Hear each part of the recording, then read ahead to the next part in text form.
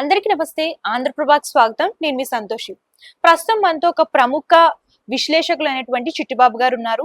నమస్తే సార్. నమస్తే.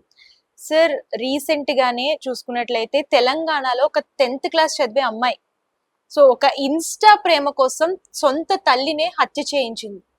అలాగే ఈ మధ్య కాలంలో చూసుకున్నట్లయితే పెళ్ళైన నెల రోజులకు కానివ్వండి, అలాగే ఇంకొక ఇన్సిడెంట్ చూసాము. పెళ్ళైన 6 నెలలకి ఇలాగా ప్రియుడితో కలిసి భర్తల్ని చంపించడం. అసలు ఎందుకు సార్ అలా? ఇష్టం లేకపోతే చేసుకోకపోయినా నో ప్రాబ్లం, కాకపోతే చేసుకొని ఇట్లాగా చేసుకున్న వాళ్ళు ఇలా చంపించడం ఏంటి సార్? ఇలా ఆడవాళ్ళు ఎందుకు ఇలా తయారయ్యారు? దీని గురించి మీరు ఏమంటారు? ఆడవాళ్ళు ఇలా తయారయ్యారు, మగవాళ్ళు ఇట్లా తయారయ్యారు, సమాజం అట్లా తయారయ్యి. సమాజం ఒక బాధ్యత రాహిత్యమైన సొసైటీ. ఇవాళ మనం అయినప్పుడు ఇలాంటి జరిగినప్పుడు జరుగుతున్నాం. దీని అంటే మూలం ఎక్కడ? మూలం ఏంటి? మూలం ఏంటంటే మన మన మన సమాజంలో మోరల్ వాల్యూస్ చచ్చిపోయినాయి. కుటుంబ వ్యవస్థ అనే కుటుంబం, ఫ్యామిలీ అనే మాటకు అర్థం పోయింది. దీనికి కారణం ఏంటి? తల్లి ఒడిలో, బడిలో, గుడిలో ఎక్కడ కూడా మోరల్ సైన్స్ అనేది లేదు. మోరల్ పిల్లలకి చిన్నప్పుడు తల్లి ఒడిలో మంచి నేర్పేవాళ్ళు రోజులు లేవు. బడికి వెళ్తే బడిలో కొంచెం మంచి చెడు, ఇది మంచి ఇలా ఉండాలి, పెద్దతో ఇలా ఉండాలి అని నేర్పడం. మేము చదువుకునే రోజుల్లో మాకు మోరల్ సైన్స్ అని ఉండేది. సో మాకు ఆ వయసులో, చిన్న వయసులో అర్థం కాదు. అలా మాటలు మా మైండ్లో ఒక ఇదైపోయింది. మా మైండ్లో ఆ మాటలు పెద్దలు చెప్పిన మాటలు, ఇళ్లలో ముసలోళ్ళు చెప్పిన మాటలు, అట్లా మాకు ఒక మోరల్ సైన్స్ లైఫ్ ఇలా ఉన్నామో మన కుటుంబం గౌరవం ఇది, మనం ఏదైనా అయితే మన కుటుంబ గౌరవం పోతుంది, ఈ కుటుంబము వ్యవస్థ, మన కుటుంబ మర్యాదలు, ఇవన్నీ మాకు మా రోజుల్లో చిన్నప్పుడు మా స్కూల్లో ఎలా నేర్పేవారు. అందువల్ల ఎక్కడో ఒక చోట అది మైండ్ లో ఉంటుంది. ఎక్కడో అమ్మ భయం వేస్తుంది, తప్పు ఇలాంటి తప్పు చేయాలంటే అమ్మో భయం వేస్తుంది, ఏమైపోతుంది మన కుటుంబం. ఇప్పుడు ఆ పిల్లకి అలాంటి భయం లేకపోతే కదా తల్లిని చంపటం ఏంటి? పెళ్లి చేసుకుని పెళ్లి కొడుకుతో కూర్చొని ప్రియుడితోటి కలిపి పెళ్లి చేసుకున్న వాడిని చంపటం ఏంటి? ఏంటి వీళ్ళకి భయం లేదు, ఏమవుద్ది అనే విశేషం లేదు. అనుకున్నాం, ఓకే తోసేద్దాం. అది ఇది అయితే రిపర్కషన్ ఏంటి, మన కుటుంబం ఏంటి, మన ఇదేమిటి, అంత ఆలోచన లేదు. ఆలోచన లేకుండా పోవడానికి కారణం సమాజం. ఇక్కడ అందరం బాధ్యులు. చట్టంలో సరైన ఇలాంటి వీటికి సరైన శిక్ష చేయడానికి వాళ్ళు ఏముంది, గెస్ట్ హౌస్కి వెళ్ళి వచ్చినట్టు వస్తున్నారు. జైల్లో కూడా మళ్ళీ హ్యూమన్ రైట్స్, వాడికి సరిగ్గా ఫుడ్ పెట్టలేదు, వాడికి సరిగ్గా బెడ్ లేదు, వాడికి సరిగ్గా గాలి లేదు. వీటిలన్నిటి దోషికి, దుర్మార్గం క్రియేట్ చేసిన దోషికి కూడా హ్యూమన్ రైట్స్ అని మనం ఎగబడతాం అక్కడికి. సో ఏముందంటే జైలుకి వెళ్తే కూడా ఏంటంట, ఏంటి జైలుకి వెళ్తాం. జైలుకి వెళ్ళి మళ్ళీ ఇప్పుడు కొత్త శ్లోకం, జైలుకి వెళ్ళిన వాళ్ళు ముఖ్యమంత్రులు అవుతారు, జైలుకి వెళ్ళినాడు పెద్ద వ్యాపారస్తులు అవుతారు. ఇది ఒక సమాజంలో. ఏదో జైలుకి వెళ్ళటం అనేది, గతంలో జైలుకి వెళ్ళటం అనేది ఒక పరువు తక్కువ. జైలుకి వెళ్ళామంటే ఒక పరువు తక్కువ. అమ్మ మన పరువు పోయింది, కుటుంబం పోయింది జైలుకి వెళ్ళి అంటారేమో. పిల్లల్ని ఎవరో ఇంట్లో, మన ఆడపిల్లకి పిల్లని ఎవరేమో, మన పిల్లడికి పిల్లని ఎవరేమో, ఇట్లా ఒక సమాజంలో ఒక భయం, భక్తి ఉండేది. అది పోయింది టోటల్. అది పోవటానికి కారకులు మనం అందరం. ఒకళ్ళని నిందించడం మన అందరం. మనం నీతులు చెప్పడానికి ఇలా సమస్య చెప్పు మాట్లాడతాం, కానీ మనం ఏం చేస్తున్నాం, మన పిల్లలు ఏం చేస్తున్నారు చూస్తున్నామా? మన పిల్లలు రాత్రిళ్ళు కూర్చొని ఏం టీవీ వీడియో చూస్తున్నామా? పట్టించుకోం. డబ్బు డబ్బు డబ్బు డబ్బు డబ్బు డబ్బు సంపాదించామా, ఇల్లు కొన్నామా, కార్లు కొన్నామా, పిల్లడికి ఒక కారు, కూతురు కారు ఇచ్చామా, వాళ్ళు తిరుగుతున్నారా, అవి చూసి వాటి మీద తప్పితే పిల్లలు ఒక వ్యక్తులుగా తయారవుతున్నారా, ఒక మనుషులుగా తయారవుతున్నారా అని తల్లి ఒడిలో గాని, బడిలో గాని, ఎక్కడ గాని లేనప్పుడు ఇలాంటి పరిస్థితులు వస్తాయి. ఇలాంటి పరిస్థితి పరాకాష్ఠకు చేరుకుంది. పరాకాష్ఠకు చేరుకుంది.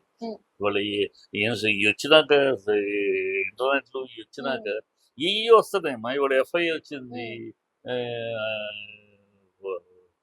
దాంట్లో కూడా కొడితే how to do a murder, దానికి కూడా ఒక స్ట్రాటజీ ఇస్తారు ఆర్టిఫిషియల్ ఇంటెలిజెన్స్. అంటే ఇప్పుడు సినిమాల్లో కూడా సీరియల్ కిల్లింగ్ వెబ్ సిరీస్ కానివ్వండి ఇట్లాంటివన్నీ వస్తున్నాయి కదా స్టోరీస్ సినిమాలు చాలా తక్కువ అమ్మా. ఇట్లా ఊనే మాట పడితే సినిమాలు చాలా మంచి సినిమాలు కూడా వస్తున్నాయి. కోర్టు లాంటి సినిమాలు కూడా చాలా మంచి అయ్యి ఇన్ఫ్లుయెన్స్ అయితే అయ్యి చేయాలి. సినిమాలు ఊనే మాట మాట మీద సినిమాలు చాలా తక్కువ. ఇవాళ సోషల్ మీడియా సోషల్ మీడియా మీడియాలో బీభత్సంగా దానికి ఏమి డబ్బు కట్టకంటే కూర్చొని ఇంటి కూర్చొని కొడతాడు అన్ని రకాల వస్తున్నాయి. ఎట్లా చేయాలి ఏం చేయాలి చంపటాలు ఎట్లా మా బ్యాంకు రాబరీలు ఎట్లా చేయాలి ఎలా చేశారు కథలు ఇవన్నీ వస్తున్నాయి. ఆ ఇంటర్నెట్ కంట్రోల్ చేసే పరిస్థితి లేదు. అంటే సోషల్ మీడియానే పాడు చేస్తుంది అంటారా? 100% సోషల్ మీడియా వల్లే కుటుంబ వ్యవస్థ నాశనం అయిపోతుంది. హ్యూమన్ రిలేషన్స్ నాశనం అయిపోతుంది. ఈ ఎక్స్ట్రావగెంట్ ఈ ఆ, ఈ మైండ్ సెట్ తయారవుతుంది. మేజర్ ఇష్యూ ఇది. ప్లస్ మన మైక్రో ఫ్యామిలీ కుటుంబం అనేది పోయింది. కుటుంబం అనే మాటకి లేదు అసలు వాళ్ళ సమాజం. అన్నప్పుడు ఇలా జరగకేమవుతుంది? అది ఎప్పుడో పరాకాష్ట పాపం పడిగేదాకా ఇది జరుగుతూనే ఉంటుంది. దరిద్రం దౌర్భాగ్యం చేస్తారు. ఊనా బాధపడటం తప్పితే ఇప్పుడు అబ్బాయి గతంలో మరి మేము చిన్నప్పుడు అసలు తండ్రి తల్లి చెప్తే మాట మనకి ఇష్టం లేకపోయినా అంగీకరించే రోజులు మా రోజు. తల్లి తండ్రి మంచి చెడు అంటే మనకి ఇష్టం లేకపోయినా అమ్మ నాన్న చెప్పారు ఓకే మనకి ఇష్టం లేదు అయినా సరే వాళ్ళు అన్నారు కనుక సైలెంట్ గా ఉంటారు. ఇప్పుడు అది మీకేం తెలుసు మీరు ఆ జనరేషన్ మీకేం తెలుసు అనే తండ్రికి వచ్చేసింది. దాన్ని నవ్వుకుంటున్నారు. అంటే ఫ్యామిలీ ఎట్లా తయారైతే తండ్రి కొడుకులు బిడ్డలు తల్లిదండ్రులు బిడ్డలు అనే బంధంలో ఫ్రెండ్లుగా చూసుకోవాలి. ఇది ఒక కొత్త మాట వచ్చి భయం భక్తులు కాదు అంత ఫ్రెండ్లీగా ఉండాలి. పేరెంట్స్ బిడ్డలతో ఫ్రెండ్లీగా ఉండాలి. ఇది ఒక పెద్ద మోడర్న్ స్టైల్ అని చెప్పి వస్తాడు. అదే దాని యొక్క పర్యవసానం. ఫ్రెండ్ గా ఉండటమేంటమ్మా? తల్లిదండ్రులు బాధ్యతగా ఉండాలి. ఫ్రెండ్ గా ఉండటం ఏంటి? ఫ్రెండ్లీగా ఉండాలి. పేరెంట్స్ ఫ్రెండ్లీగా ఉండాలి. ఫ్రెండ్లీగా ఏంటి? వాళ్ళు ఫ్రెండ్లీగా ఉంటే పిల్లలు ఏమవుతారు? పిల్లలు పెరిగేది ఈ చిన్నప్పుడు ఎక్కడ వాళ్ళు మనుషులుగా తయారయ్యేది ఇంట్లో, స్కూల్లో. ఇంట్లో తల్లిదండ్రులు, బయట స్కూల్లో విద్యార్థులు. వీళ్ళ దగ్గర ఫ్రెండ్లీగా ఉంటే ఏమైపోతారు పిల్లలు? అంటే ఇది తల్లిదండ్రులు తప్పు కూడా ఉందంటారు. అంటే చిన్నప్పటి నుంచి ముద్దు చేసి పెంచడం ఇవన్నీ కూడా వస్తాయి ఇందులోకి. ఖచ్చితంగా ఫ్రెండ్లీగా ఉండాలి. పెద్ద స్లోగన్ అయిపోయింది దరిద్రం. ఫ్రెండ్లీగా ఉండాలి. మీ రోజులు ఫ్రెండ్లీగా ఉండటం అంటే ఫ్రెండ్లీగా ఉంటే ఎలా తయారవుతారు పిల్లలు? ఇప్పుడు పిల్లలు బాగుపడాలంటే తల్లి ఒడి గుడి, తల్లి ఒడి బడి. ఈ తల్లి ఒడిలో ఫ్రెండ్లీ ఏంటమ్మా? మంచి చెడు నేర్పే బాధ్యత, రెస్పాన్సిబిలిటీగా పెంచాలి పిల్లల్ని.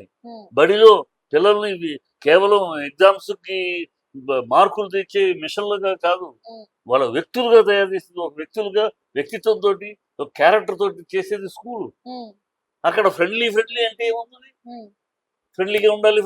ఒక పెద్ద పిచ్చ స్లోగన్, అర్ధరహితమైన స్లోగన్ తీసుకొచ్చి సమాజం అక్కడ నాశనం అయిపోతుంది. ఇట్ ఇస్ నాట్ ఎవరు ఫ్రెండ్లీగా ఉండాలి వాళ్ళే ఫ్రెండ్లీగా ఉండాలి.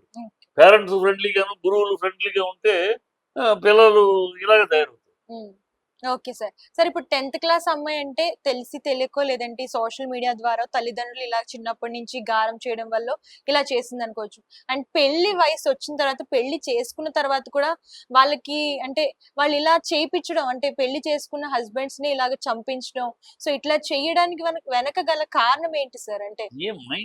అంటే చదువుకొని ఇవన్నీ చేసి అంటే వాళ్ళకి తెలుస్తుంది కదా, ఒకవేళ ఇది గనక బయటపడితే ఇన్ని సంవత్సరాలు జైల్లో ఉండాలి. అదే చెప్తున్నా, అది ఈజీ అయిపోయింది. దీన్ని సంవత్సరాలు జైల్లో పెడతారు. అందుకని చట్టంలో కూడా మార్పులు రావాలి. ఇలాంటివి జరిగినప్పుడు వాళ్ళ ఆధార్ కార్డు టోటల్ గా రెడ్ మార్క్ ఆధార్ కార్డు అవ్వాలి. అంటే ఆ ఆధార్ కార్డు వల్ల ఆ కుటుంబానికి ఆ కుటుంబం మొత్తానికి ఆధార్ కార్డు వల్ల రెడ్ మార్క్ వేసి ఆధార్ కార్డు వేసేస్తే వాళ్ళకి ఎలాంటి ప్రయోజనాలు గవర్నమెంట్ తరఫున ఎలాంటివి ఉండకూడదు, ఎలాంటి దొరకవు. వాళ్ళకి బ్యాంక్ లోన్ దొరకదు, వీసా దొరకదు, ఫారెన్ ఎడ్యుకేషన్ దొరకదు, బిజినెస్ లోన్ దొరకదు. ఈ పద్ధతులు రెడ్ మార్క్ ఆధార్ కార్డ్ అనే ఉందనుకుంటా. భయం, అమ్మో ఇలాంటి తప్పు మనం చేస్తే మన కుటుంబం కూడా నేను ఒక్కదాన్నే కాదు మొత్తం కుటుంబం మొత్తం బదనాం అయిపోద్ది నా ఒక్క తప్పు వల్ల మొత్తం నాశనం అయిపోతుంది కుటుంబం అనే ఒక భయం. ఆ భయం క్రియేట్ అవ్వాలి. భయం క్రియేట్ అయితేనే ఇవాళ ఉన్న సొసైటీ బతిమాలితేను, బామాలితేను, నీతులు చెప్తేనే వినే స్థాయి దాటిపోయింది.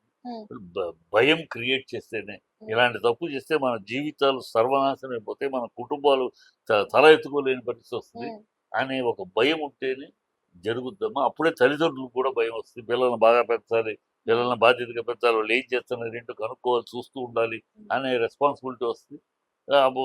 భయం, వాడు తప్పుదారిలో వెళ్తే మొత్తం కుటుంబ బదనం అవుతుందనే భయం.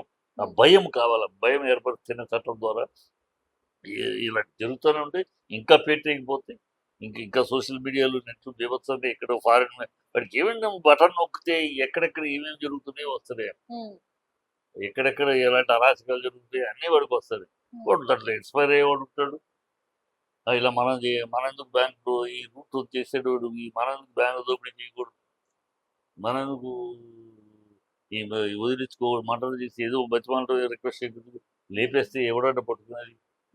ఎలా ఒక మర్డర్ని ఎలా కప్పిపుచ్చచ్చు, ఎలా ఎస్కేప్ అవ్వచ్చు కూడా వస్తున్నాయమ్మా.